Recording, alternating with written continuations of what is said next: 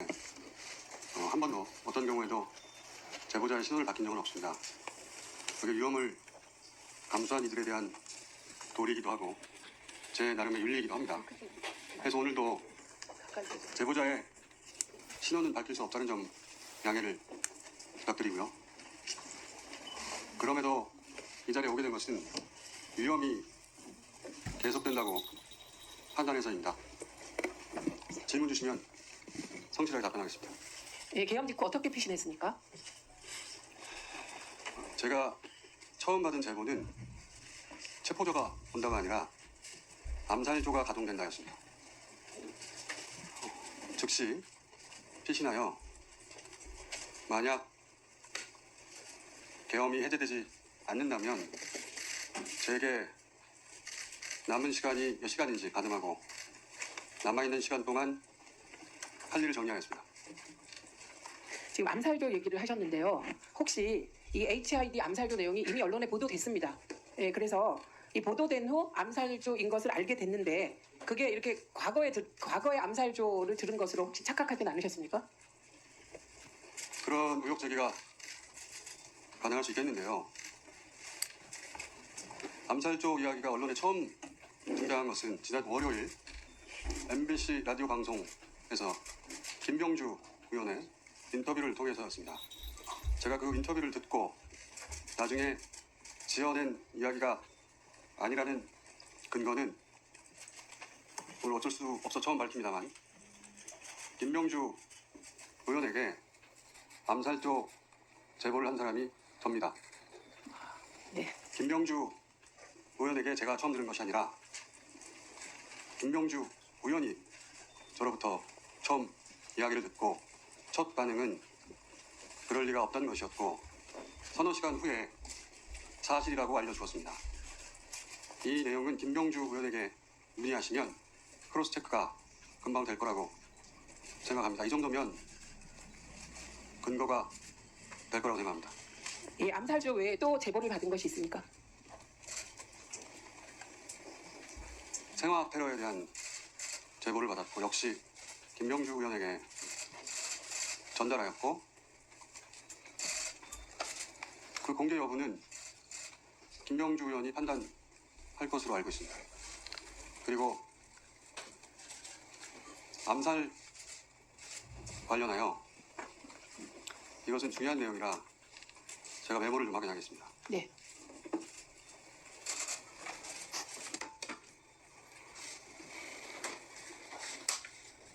지금부터 말씀드릴 내용은 그 사실관계 전무를 다 확인한 것은 아니라고 전제하고 말씀드립니다. 감안해서 들어주십시오. 1. 체포되어 이송되는 한동훈을 사살한다. 2. 조국, 양정철, 김어준 체포되어 호송되는 부대를 습격하여 구출하는 침입을 하다 도주한다. 3. 특정 장소에 북한 군복을 매입한다. 4. 일정 시점 후에 군복을 발견하고 북한의 소행으로 발표한다. 잠시 부연하자면 한동훈 대표의 사살은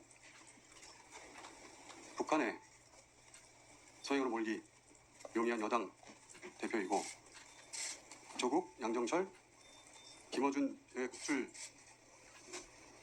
작전의 목적은 후송하는 부대에 최대한 피해를 주어 북한이 종북 세력을 구출하는 시도를 하였다고 발표한다. 그 과정에서 세 사람의 사살 여부에 대해서는 듣지 못해서 모르겠습니다.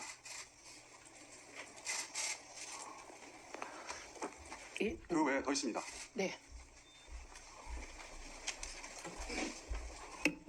미군 몇 명을 사살하여 미국으로 하여금 북한 폭격을 유도한다. 그 담당 부대는 김병주 의원 또는 박선원 의원에게 문의하시기 바랍니다.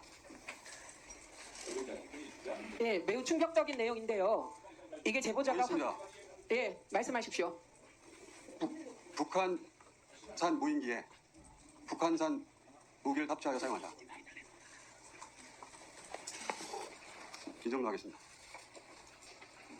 예, 여전히 위험이 계속된다고 말하셨는데 그건 어떤 의미인가요?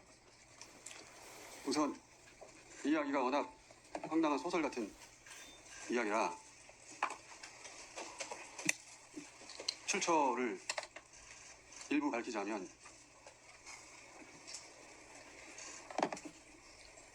국내 대사관이 있는 우방국이라고 표현하겠습니다. 위험이 계속된다고 판단한 이유는 김건희 씨 관련 제보 때문입니다. 크게 두 가지 이유인데, 하나는 김건희 씨가 OB, 올드보이, 기관에 은퇴한 요원들을 따는 OB에게 독촉 전화를 하고 있다. 그 독촉의 내용은 저도 모르겠습니다.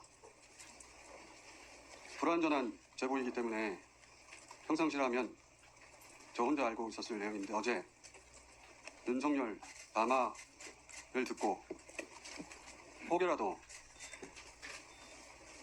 그 오비에 대한 독촉 전화가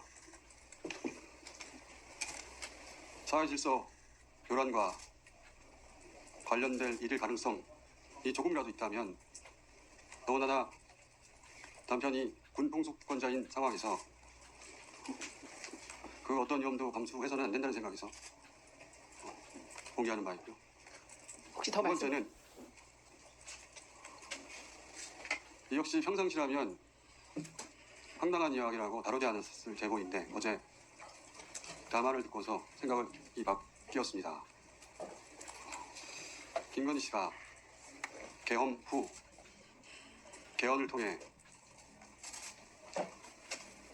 단어를 그대로 사용하자면 통일 대통령이 될 것으로 믿었고, 지금 현재도 여전히 믿고 있다고 하여 이 역시 어제 담화를 통해 본 윤석열의 끝까지 싸우겠다는 의지로 보아 혹여라도 우리 공동체에 어떤 위험이 될 소지가 있다면 불완전한 채로 공개해야 한다고 판단해 이 자리에 왔습니다. 지금 저는 제 짧은 소견인데, 윤석열의 군 통수권과 김건희의 통신수단을 하루빨리 제압해야 한다고 생각합니다. 박탈해야 한다고 생각합니다. 이것은 제 정보가 아니라 사견입니다. 이상입니다. 예, 혹시 더 말씀하실 것이 있나요? 없습니다. 네. 그리고 혹시 위원님들의 지혜요. 예, 김건희가 실제로 움직인다는 것 어제부터 이제 터져 나오기 시작했습니다. 윤석열의 단독 범행이라고 생각을 많이 했는데, 알고 보니 이것도 김건희가 깊숙이 개입돼 텔레그램에서 다른 걸로 바뀌었습니다. 김건희 씨는 여기저기 전화 중입니다.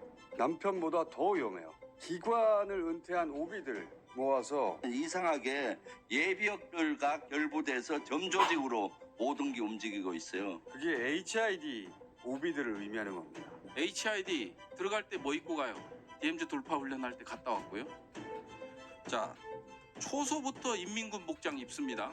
대통령 부인이 이번 주까지도 오비에게 왜 계획대로 실행하지 않냐고 독촉했다는 제보를 제가 받았어요. 계엄 당일이나 전날이나 직후가 아니라 이번 주. 드디어 윤석열이 사흘간의 칩거 끝에 추가 담화를 내놓았습니다.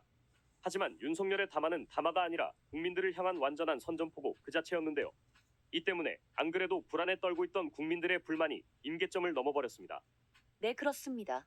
그래서 대통령실 직원들은 담화 전에 간곡하게 윤석열을 말렸다고 하는데요. 하지만 윤석열이 그 말을 들을 종자였으면 여기까지 오지도 않았을 것입니다. 하지만 아무리 그래도 윤석열의 이번 담화문은 마치 극우 유튜브를 보는 듯 황당무계하기 이를 데 없었는데요. 아무리 봐도 윤석열이 제정신이라고는 생각이 되지 않았습니다.